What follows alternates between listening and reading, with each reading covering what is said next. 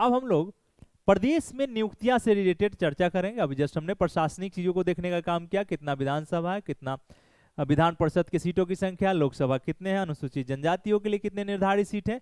ये सभी डाटा का जब मैंने इंफॉर्मेशन दिया इस किताब के माध्यम से, केबीसी नैनो पब्लिकेशन की किताब के माध्यम से, तो जस्ट अगला जो हमारा जो सब शीर्षक है प्रदेश में नियुक्तियां, तो आपको पता ही होगा कि इसमें नियुक्तियां से रिलेटेड मुख्यमंत्री का चर्चा होना ही होना है। तो आप देखेंगे कि राज्य के प्रथम मुख्यमंत्री के रूप में पंडित गोविंद वल्लभ पंत को नियुक्त किया गया था 1 अप्रैल 1946 से 27 दिसंबर 1954।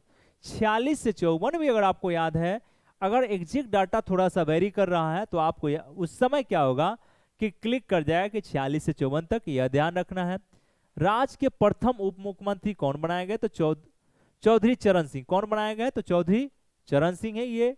तीसरा, महिला राज्यपाल, देश और उत्तर प्रदेश की प्रथम महिला राज्यपाल सबको जानते हैं आपको, श्रीमती सरोजिनी नायडू जी को, कोई दिक्कत नहीं। यहाँ तक बात है कि राज्य एवं देश की प्रथम महिला राज्यपाल श्रीमती सरोजिनी नायडू। अब इस पर देखिए होता क्या है कि बहुत सारा पहलू, ऐतिहासिक पहलू जुड़ा हुआ है।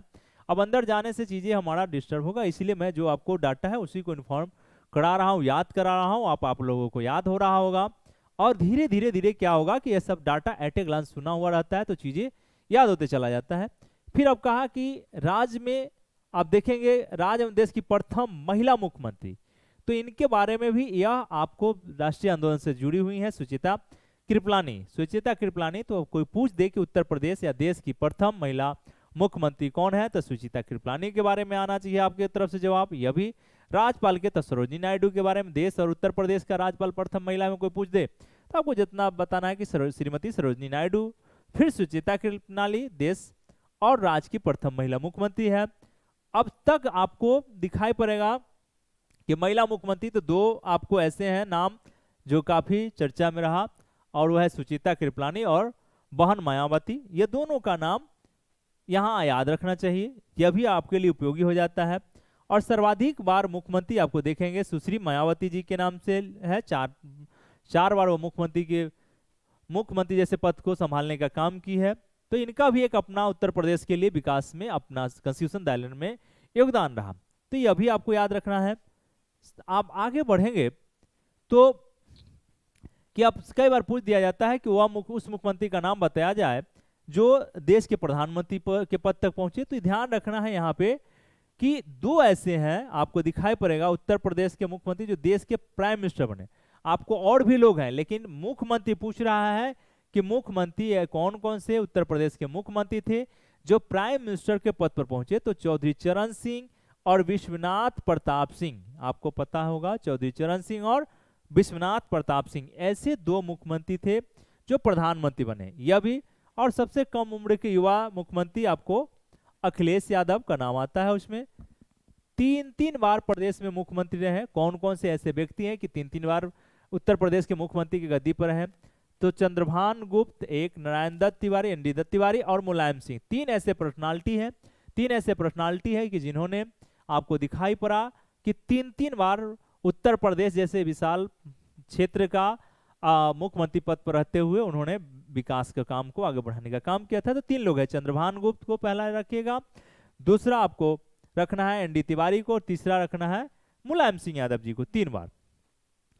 अब फिर आगे जब हम बढ़ते हैं तो आपको दिखाई पड़ेगा कि स्वतंत्रता के बाद प्रथम विधानसभा अध्यक्ष पुरुषोत्तम राजर्षि पुरुषोत्तम दास टंडन। तो पूछेगा कि प्रथम अध्यक्ष, विधानसभा अध्यक्ष किसे बनाया गया है, तो पुरुषोत्तम दास टंडन, यही बताना है, पुरुषोत्तम दास टंडन को बताना है। सर्वाधिक बार विधानसभा अध्यक्ष, कोई पूछे कि उत्तर प्रदेश में सर्वाधिक बार विधानसभा अध्यक्ष कौन बनाया गया है, तो यहाँ 2 ऐसे पर्सनालिटी है, श्री आत्माराम गोविंद खेर एवं केसरीनाथ त्रिपाठी। 3 बार ये लोग विधानसभा अध्यक्ष बनाए गए हैं। तो खेरे साहब को याद रखिएगा, आत्माराम गोविंद खेरे और केसरीनाथ त्रिपाठी, ये दोनों डाटा आपको याद रखना चाहिए। फिर आए आप कि यहाँ पे कि विधानसभा अध्यक्ष जो मुख्यमंत्री भी रहे, कौन से विधानसभा अध्यक्ष थे जो मुख्यमंत्री रहे, तो 2 ऐसे नाम आपको मिल जाएगा, श्रीपति मिश्र एवं श्री बनारसी दास। यह 2 ऐसे पर्सनालिटी हैं कि विधानसभा अध्यक्ष होते हुए मुख्यमंत्री पद पर हैं। ठीक है, यह ध्यान रखिएगा। स्वतंत्रता के बाद प्रथम विधान परिषद सभापति चंद्रभाल कौन है? चंद्रभाल साहब थे, तो यह ध्यान रखने की जरूरत। स्वतंत्रता के बाद प्रथम विधान परिषद सभापति। सर्वाधिक बार विधान परिषद सभापति, अगर कोई पूछ दे कि उत्तर प्रदेश में सर्वाधिक बार विधान परिषद सभापति कौन बनाए गए, तो आपको बताना है कि वीरेंद्र स्वरूप। कौन, क्या नाम उनका? वीरेंद्र स्वरूप है, यह भी याद रखने की जरूरत है। इलाहाबाद हाईकोर्ट के प्रथम मुख्य न्यायाधीश, अगर यहाँ पे प्रयागराज या इलाहाबाद हाईकोर्ट के प्रथम मुख्य न्यायाधीश, यह अभी जस्ट आपको इसी तरह का क्वेश्चन अभी बिहार में भी एक क्वेश्चन अभी पूछा गया है। तो इसी तरीके से कोई भी डाटा होता है तो क्या पूछ लेगा कोई ठिकाना नहीं, लेकिन एक बार एट ए ग्लांस हम लोग को देखते चलना चाहिए। न्यायमूर्ति श्री वाल्टर मोर्गन प्रथम आप दिखाई पड़ेगा 1866 से लेके 1871 इलाहाबाद हाईकोर्ट के प्रथम मुख्य न्यायाधीश थे श्री वाल्टर मोर्गन। तो वाल्टर मोर्गन को आपको याद रखना चाहिए कि यह लोकसभा मतलब इलाहाबाद हाईकोर्ट के प्रथम मुख्य न्यायाधीश थे। यहाँ तक स्वतंत्रता के बाद, ठीक। अब स्वतंत्रता के बाद प्रथम मुख्य न्यायाधीश कमलाकांत वर्मा, न्यायमूर्ति कमलाकांत वर्मा कौन थे? न्यायमूर्ति कमलाकांत वर्मा, यह भी ध्यान रखिएगा। प्रथम लोकायुक्त विशंबर दयाल, क्या नाम उनका? विशंबर दयाल। या बस डाटा आप हर डाटा तो आप डेट बाय डेट याद नहीं करेंगे, लेकिन नाम आसानी से याद हो जाता है, तो विशंबर दयाल को याद रखने की जरूरत है। फिर वर्तमान मुख्यमंत्री आपको बाबा को आप जानते ही हैं, कोई दिक्कत नहीं है। योगी आदित्यनाथ कार्यकाल के रूप में 33वें हैं और व्यक्तिगत रूप से 21वें। बस कोई पूछ दे कि अगर वर्तमान जो मुख्यमंत्री है कार्यकाल से कितने नंबर के हैं, तो 33वें हैं और व्यक्तिगत रूप से 21वें 21। तो यह भी आपको ध्यान रखना चाहिए। वर्तमान आपको पता ही होगा कि अभी वर्तमान जो गवर्नर है आनंदीबेन पटेल है, श्रीमती आनंदीबेन पटेल। तो यह डाटा आपको याद रखना चाहिए, ठीक है। विधानसभा अध्यक्ष सतीश महाना, यह भी ध्यान रखने की जरूरत है। वर्तमान विधान परिषद अध्यक्ष है मानवेंद्र सिंह, कुंवर मानवेंद्र सिंह, यह भी आपको बस छोटा सा बस एट ए ग्लांस हम लोग देखते चलते हैं। वर्तमान मुख्य न्यायाधीश राजेश बिंदल, क्या नाम है? राजेश बिंदल 49वें। यह आपको इलाहाबाद हाईकोर्ट के या प्रयागराज हाईकोर्ट के वर्तमान मुख्य न्यायाधीश है राजेश बिंदल 49, यह भी याद रखिएगा। वर्तमान लोकायुक्त श्री संजय मिश्र 7वें लोकायुक्त है। तो यह छोटा छोटा डाटा हम आपको बता रहे हैं। अब इसी पेज पर पहला जो अगला जो पेज था, इस पर कुछ डाटा है कि प्रदेश में कार्यरत प्रमुख संगठन, कि इस प्रदेश में प्रमुख कौन कौन से संगठन कार्यरत है। तो नागरिक सुरक्षा संगठन, तो इसका गठन आपको कब हुआ? 1962 में, भारत चाइना युद्ध के समय में। तो नागरिक सुरक्षा संगठन का गठन 1962 में। उत्तर प्रदेश राज्य पिछड़ा वर्ग आयोग, यह आपको ध्यान रखना है कि 9 मार्च 1993 में गठित हुआ है। 9 मार्च 1993 में गठित हुआ है, यह भी ध्यान रखिएगा। अल्पसंख्यक आयोग का गठन 1994 में, उत्तर प्रदेश में जो अल्पसंख्यक आयोग है उसका गठन 1994 में हुआ है। तो यह छोटा छोटा डाटा हम लोग को याद करते चलना चाहिए। राज्य मानवाधिकार आयोग का गठन कब हुआ? तो बताना है कि 7 अक्टूबर 2002। कब हुआ है? 7 अक्टूबर 2002 को बता देना है। राज्य महिला आयोग का गठन, तो यहाँ पे आपको 2004 में था, लेकिन संशोधन इसमें किया गया है 2013 में। राज्य सूचना आयोग का गठन, यह आपको 14 सितंबर 2005। राज्य सूचना आयोग का गठन कब हुआ है? तो आपको बताना है कि 14 सितंबर 2005 को गठन हुआ है। एटीएस एंटी टेररिस्ट स्क्वाड का गठन 2007 में किया गया। सब छोटा छोटा डाटा है, लेकिन आपको कौन सा डाटा किसमें पेस्ट करेगा मैचिंग के लिए हो सकता है कि यहाँ से डाटा आपको मैच कराने के लिए दिया जाए, क्योंकि जो क्वेश्चन का नेचर है आप उत्तर प्रदेश में देखेंगे कि कई सारे क्वेश्चन आपको डेट बाय डेट मैच कराने के लिए दे दिया जाता है। तो यह इस आपको ध्यान रखना चाहिए।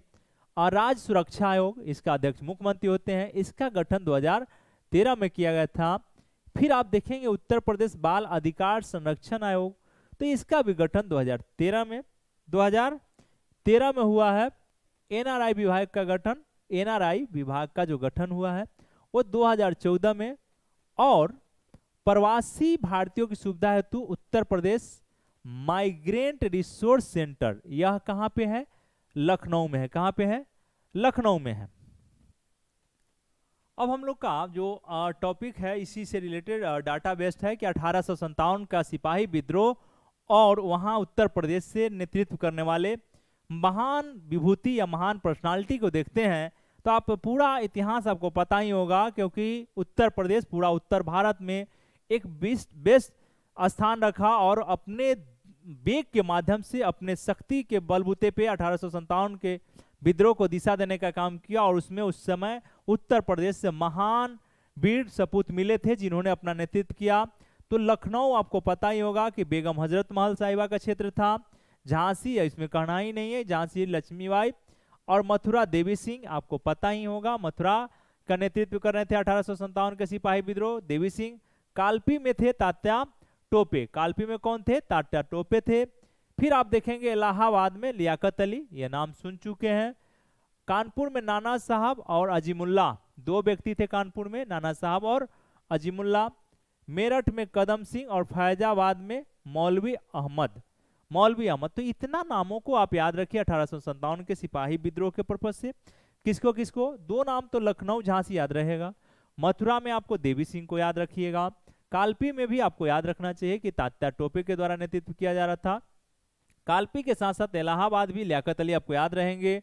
कानपुर में भी नाना साहब और अजीमुल्ला को याद रखिएगा। मेरठ थोड़ा सा आपको फोकस करना चाहिए, मेरठ पे कदम सिंह, क्या नाम था उनका? कदम सिंह मेरठ में। और फैजाबाद में मौलवी अहमदुल्ला, ठीक है, सॉरी मौलवी अहमद, मौलवी अहमद साहब थे। तो यह नाम आपको 1857 के सिपाही विद्रोह पर नेतृत्व करने वाले लोगों के बारे में बताया गया है। इसके जस्ट बाद भारतीय राष्ट्रीय कांग्रेस में कौन कौन से कांग्रेस के अधिवेशन उत्तर प्रदेश में हुआ और उसका सेशन कब रहा, यह चीज, और उसके अध्यक्ष कौन कौन थे, यह आपको डाटा दिया गया है। तो इलाहाबाद में कांग्रेस के चौथा अधिवेशन हुआ था इलाहाबाद में, आपको पता ही होगा, कई बार यह क्वेश्चन पूछा गया है कि इसके अंग्रेज अध्यक्ष थे, प्रथम अंग्रेज अध्यक्ष हुए जॉर्ज यूल, ठीक है, कोई दिक्कत नहीं है, वर्ष है 1988। याद रखिएगा कि चौथा अधिवेशन कांग्रेस का, जो कांग्रेस की स्थापना 1885 में हुई, उसके बाद पहला, दूसरा, तीसरा छोड़ के चौथा, तो प्रथम अंग्रेज अध्यक्ष मिले इसको जॉर्ज यूल, यह ध्यान रखिएगा। दूसरा आपको फिर इलाहाबाद में, चौथा के बाद आठवां, यह भी इलाहाबाद में वोमेश चंद्र बनर्जी, WC बनर्जी थे। और हुआ कब? 1892 में, 92 में, 1892 में, यह ध्यान रखिएगा। अब फिर जाएंगे तो 15वां पूछेगा, कांग्रेस के 15वां, ये भी सीरीज दे देगा, चौथा, आठवां, 15, 21, 25 ऐसे करके दे देगा और आपसे मैच करने के लिए कहेगा। अगर आपका नजर उस पर नहीं गया है तो एग्जाम में आप क्वेश्चन गलत कर लेंगे, क्योंकि वह करता क्या है आपको दिखाई पड़ेगा उत्तर प्रदेश आयोग में कि निम्नलिखित में कौन सही सुमेलित नहीं है। और जैसे ये नहीं कहता है तो आदमी का माइंड थोड़ा सा वहां प्रेशर में आता है कि भाई कौन है और कौन नहीं है। सीधा सीधा मैच करना होगा तो आप कोशिश भी कर लेंगे, लेकिन नहीं निकालना बहुत टफ काम होता है। तो ध्यान रखना है कि 8वां भी इलाहाबाद में वोमेश चंद्र बनर्जी 92 में, और 15वां फिर आप चले आइएगा लखनऊ 15वें के लिए, रमेश चंद्र दत्त, रमेश चंद्र दत्त साहब अध्यक्ष बने, या 1899 की बात है।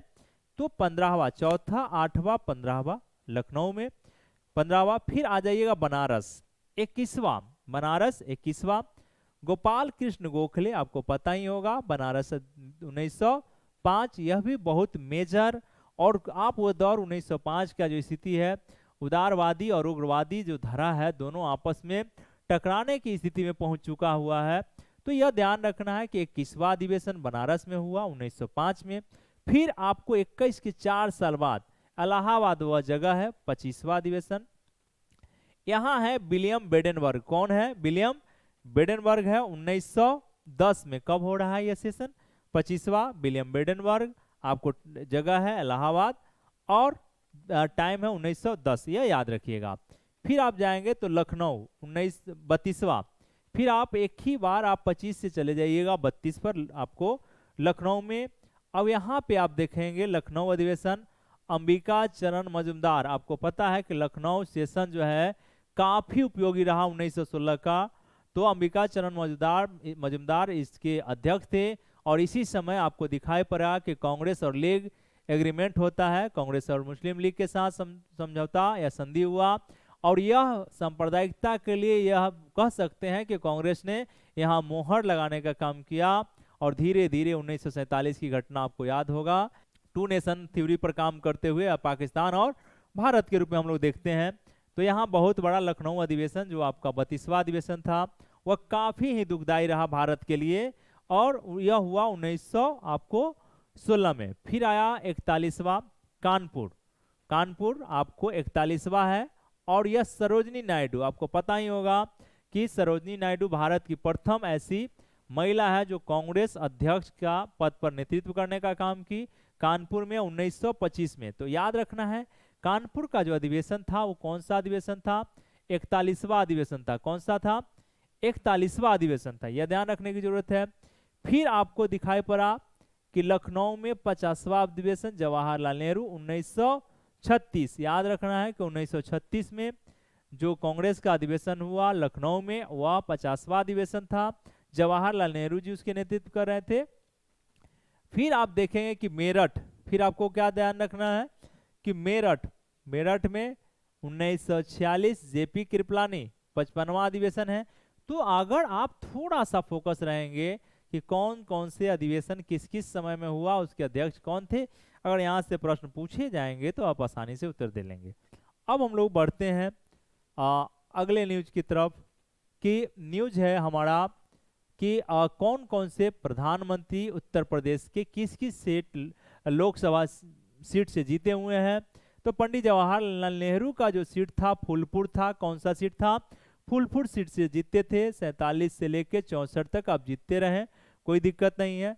दूसरा जो प्राइम मिनिस्टर थे लाल बहादुर शास्त्री का नाम आप सुने हैं, इलाहाबाद उनका संसदीय क्षेत्र कहाँ है, इलाहाबाद आपको दिखाई पड़ा 64 से 66। श्रीमती गांधी, इंदिरा गांधी जी का नाम आपने सुना है, सब कोई जानते हैं उनको, आयरन लेडी है इस देश के लिए, और यह रायबरेली से जीतने का काम करती थी। 66 से लेके 77, 80 से 84 ये टाइम है उनका। तो ये आपको रायबरेली याद रखना है, यह ध्यान रखना है। चौधरी चरण सिंह यह जो प्राइम मिनिस्टर बने तो बागपत संसदीय क्षेत्र से जीते थे, बागपत, बागपत को याद रखना है। उसके अलावा राजीव गांधी अमेठी, राजीव गांधी को अमेठी से, कि बीपी सिंह जो 89-90 में आपको प्राइम मिनिस्टर थे, फतेहपुर कौन सा एरिया है, कौन सा संसदीय क्षेत्र है, तो फतेहपुर याद रखिएगा। चंद्रशेखर साहब जो प्राइम मिनिस्टर बने तो इनका एरिया है बलिया, कहाँ से जीते थे, बलिया से जीते हैं, 90-91 का एरिया है, या 90-91 में प्राइम मिनिस्टर बने देश के। अटल बिहारी वाजपेयी आपको पता ही है कि लखनऊ से यह लखनऊ संसदीय क्षेत्र से जीतने का काम किए।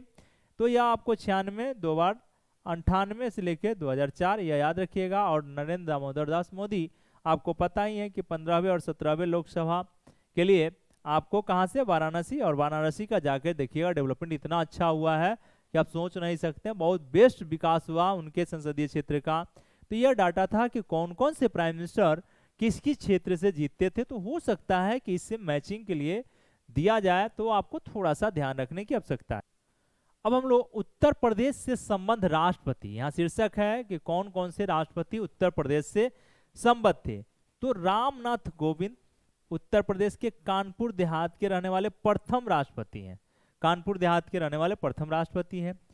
अब दूसरा जो है कि जाकिर हुसैन, तो आपको बताना है कि जाकिर हुसैन साहब से कोई पूछ देगा कि दूसरा व्यक्ति जाकिर हुसैन, तो जाकिर हुसैन साहब का जन्म उत्तर प्रदेश में नहीं हुआ है, याद रखिएगा। कि कोई कह दे कि जाकिर हुसैन साहब का जन्म उत्तर प्रदेश में तो गलत हो जाएगा, इनका जन्म नहीं हुआ था, ये थे हैदराबाद के, लेकिन आ गए थे उत्तर प्रदेश के फर्रुखाबाद में, इसलिए यहाँ से जुड़े हुए थे। तो दो ऐसे राष्ट्रपति है कि हुए जो कि उत्तर प्रदेश से मतलब जुड़े हुए हैं। एक तो रामनाथ कोविंद साहब, इनका जन्म ही कानपुर देहात में हुआ है, लेकिन दूसरा आपको जाकिर हुसैन साहब ऐसे हैं, पर्सनालिटी हैं जो उत्तर प्रदेश के फर्रुखाबाद क्षेत्र से जुड़े हुए हैं। तो दो लोग को आपको याद रखना चाहिए। ये सब प्रशासनिक बात था। प्रशासनिक और राजनीतिक बात के साथ साथ बातों के साथ साथ हम लोग औद्योगिक क्षेत्रों की तरफ ध्यान देने का काम करेंगे। तो औद्योगिक क्षेत्रों पर जो हमें ध्यान देना है वह है कि औद्योगिक विकास प्राधिकरण और उसका मुख्यालय, यहां से भी कई बार मैचिंग वाले क्वेश्चन आपको दिखाई पड़ेंगे। छोटा छोटा नवीन ओखला औद्योगिक विकास प्राधिकरण, ये कहां पे है, नोएडा गौतम बुद्ध नगर में आपको दिखाई पड़ेगा। लखनऊ औद्योगिक विकास प्राधिकरण लीडा, लीडा कहाँ पे है तो आपको यह भी ध्यान रखना है लखनऊ में। गोरखपुर औद्योगिक विकास प्राधिकरण गीडा, तो गोरखपुर में। सतहरिया औद्योगिक विकास प्राधिकरण सीडा, या सीडा कहाँ पे है तो जौनपुर में है। देखिए ये नाम लीडा, गीडा, सीडा ये दे देगा और फिर हम लोग क्या करते हैं कि पूछ देगा कि निम्नलिखित में कौन औद्योगिक विकास प्राधिकरण, निम्नलिखित औद्योगिक विकास प्राधिकरण में कौन सही सुमिलित नहीं है, तो वहां थोड़ा सा कंफ्यूजन हो जाता है। लीडा लखनऊ, गीडा गोरखपुर, सीडा जौनपुर। याद रखिए सीडा कहाँ पे है, जौनपुर में है। ग्रेटर नोएडा अबृहद नवीन ओखला प्रौद्योगिकी विकास प्राधिकरण, ग्रेटर नोएडा गौतम बुद्ध नगर। अब देखिए फिर आया बीडा, भदोही, भदोही औद्योगिक विकास प्राधिकरण। बीडा का चर्चा है तो आपको बताना है कहाँ पे है, भदोही में है। तो यह भी ध्यान रखने की आवश्यकता है आपको। अब आपका एक छोटा सा एरिया है कि यहाँ पे औद्योगिक संस्थान कहाँ कहाँ है, तो एक क्वेश्चन यहाँ से भी बन सकते हैं, तो इसलिए ध्यान रखिएगा। उत्तर प्रदेश औद्योगिक सहकारी संघ ऊपीका, यूपीका, तो यह कानपुर में आपको मिल जाएगा। वित्तीय निगम, उत्तर प्रदेश वित्तीय निगम, यह भी कानपुर में।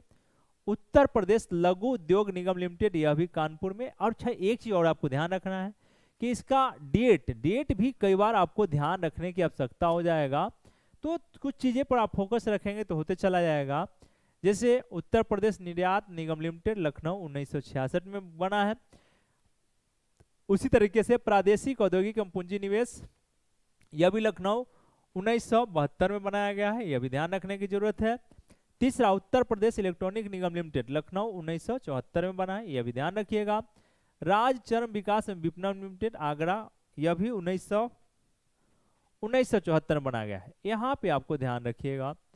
अब आते हैं उत्तर प्रदेश में धार्मिक जनगणना, यह शीर्षक है इसका, 4 पॉइंट यह ध्यान रखिएगा। उत्तर प्रदेश में धार्मिक जनगणना, तो इसमें क्या है कि प्रदेश की कुल जनसंख्या में अल्पसंख्यकों का जो प्रतिशत है 20.3 मतलब 20.3% है, तो यह ध्यान डाटा के याद रखना है। अब प्रदेश में 20% से अधिक मुस्लिम जनसंख्या, कोई मतलब नहीं, इस तरह का कोई क्वेश्चन नहीं पूछे जाएंगे, लेकिन कोई मतलब नहीं बनता है। धार्मिक दृष्टिकोण से अगर आपसे पूछता है कि सबसे अधिक और सबसे कम आबादी वाला जिला कौन है, तो क्रमशः रामपुर और ललितपुर पर ध्यान रखिएगा। सर्वाधिक एवं सबसे कम लिंगानुपात वाले धार्मिक समुदाय, ध्यान रखना है कि सर्वाधिक एवं सबसे कम लिंगानुपात वाले धार्मिक समुदाय में कौन है, तो सर्वाधिक लिंगानुपात आपको दिखाई पड़ेगा, सेक्स रेशियो ईसाई में है 950 है, और सबसे कम आप देखेंगे तो धार्मिक समुदाय सिख में कितना है 885, तो ये डाटा आपको याद रखने की आवश्यकता है। बात समझ में आ गया होगा। अब हम लोग देखते हैं कि उत्तर प्रदेश जनगणना, हम लोग जो अब देखते हैं उत्तर प्रदेश जनगणना 2011 कि इसका क्या, और यहां से तो क्वेश्चन बीबीआई है, यहां से तो क्वेश्चन बनता ही बनता है। यहाँ पे जनगणना से आपको क्वेश्चन तो प्रत्येक साल सेंसस ऐसा एरिया है कि जहां से आपको फैक्चुअल डाटा आपको दिखाई पड़ेगा। और उत्तर प्रदेश का एक नेचर और भी है कि क्वेश्चन फैक्चुअल के साथ साथ कंसेप्चुअल भी आपको दिखाई पड़ेगा, दोनों तरह का क्वेश्चन आप एरिया आप देख सकते हैं। तो जब हम देखते हैं कि कुल जनसंख्या, तो कुल जनसंख्या आप देखेंगे कम से लगभग, और मोटा मोटी डाटा करेंगे तो 20 करोड़ के आसपास में, यहाँ पे 19,98,12,341। देश की कुल जनसंख्या का 16.51% दिखाया गया है। यह आपको डाटा याद रखिएगा, यह प्रदेश की कुल जनसंख्या है। एक दूसरा 0 से 6 आयु के आयु वर्ष की कुल जनसंख्या, आपको इसका परसेंटेज पे ध्यान रखना है कि 15.41% है, 41% है। कुल पुरुष कुल महिलाएं, या आपको इस तरीके से नहीं पूछे जाएंगे। हाँ, यह पूछा जा सकता है कि देश में कुल ग्रामीण जनसंख्या में योगदान उत्तर प्रदेश का कितना है, तो 18.63%, 18.63%, यानी कि ऐसे 63 नहीं कह सकते, 6.63% आप कहिए, इसको ज्यादा बेहतर रहेगा। तो देश के कुल ग्रामीण जनसंख्या में उत्तर प्रदेश का ये हिस्सा है। देश में कुल शहरी जनसंख्या, अगर पूछे कि देश में सर्वाधिक शहरी जनसंख्या कहाँ है, तो महाराष्ट्र 1 नंबर पर होता है, फिर उत्तर प्रदेश का स्थान आता है। तो यहाँ देखेंगे कि शहरी जनसंख्या इनके पास 11.7 से मतलब 11.79% है।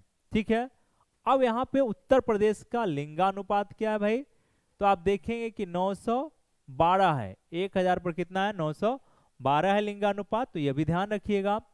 फिर अनुसूचित जातियों में, अगर अनुसूचित जातियों में लिंगानुपात तो 907, जनजातियों में, अनुसूचित जनजातियों में 951, और 0 से 6 वर्ष की आयु का जो लिंगानुपात है आपको 902 है, यह ध्यान रखना है।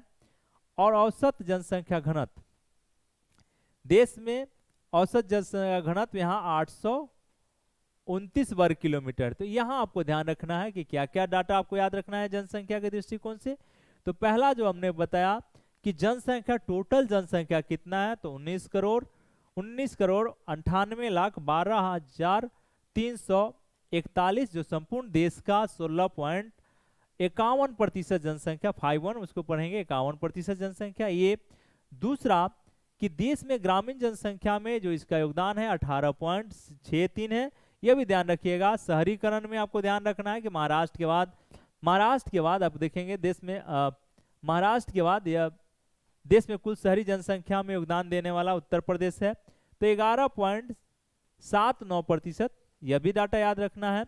सेक्स रेशियो, अगर इसको याद पूछेगा कि लिंगानुपात तो कितना है, 1000 पर 912, कितना है, 912 है। अनुसूचित जातियों में जो लिंगानुपात है वो 907 है, और जनजातियों में 951 है, यह ध्यान रखिएगा। और 0 से 6 आयु वर्ग का लिंगानुपात आपको 902 है, कितना है, 902 है, यह भी डाटा आपको याद रखने की जरूरत है।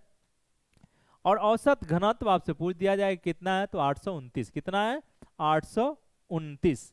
यह आपके काम का सारा जो डाटा था वो आपको हमने बताने का काम किया। एक, अब यहाँ पे हम लोग देखते हैं कि औसत साक्षरता दर, उत्तर प्रदेश का औसत साक्षरता दर पूछ दे आपसे तो 67.72 मतलब 67.72% है, यह डाटा आपको याद रखना चाहिए।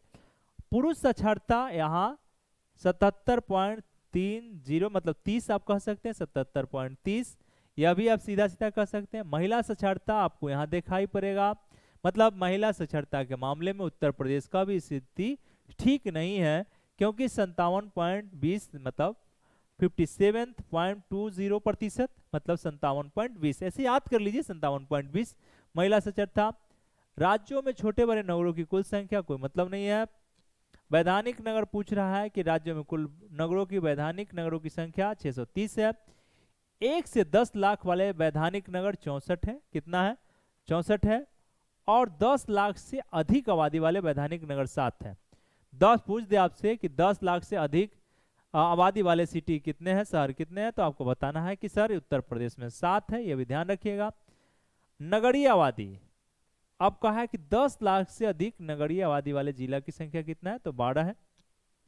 ये जो वेरी वेरी इंपॉर्टेंट क्वेश्चन है आपका कि दशकीय वृद्धि आपसे कई बार पूछ दिया जाता है। दशकीय वृद्धि अगर आपसे पूछेगा तो 20.2%, सीधा सीधा याद रखिएगा 20.2% जो दशकीय वृद्धि है, यह डाटा आपको याद रखना चाहिए। अब कहा है कि गरीब बीपीएल से नीचे निर्वासित जनसंख्या वह 29.43% है, कितना है, 29.43% है। यहाँ पे जन्म के समय जीवन प्रत्याशा पूछ रहा है तो पुरुष का 63.4 और महिला का 65.6 है, यह डाटा आपको याद रखने की जरूरत है। तो आज हम लोग इतना डाटा को एक यहाँ तक रखते हैं, फिर हम लोग नेक्स्ट दिन हम लोग क्या करेंगे कि नेक्स्ट डाटा को बताने का काम करेंगे।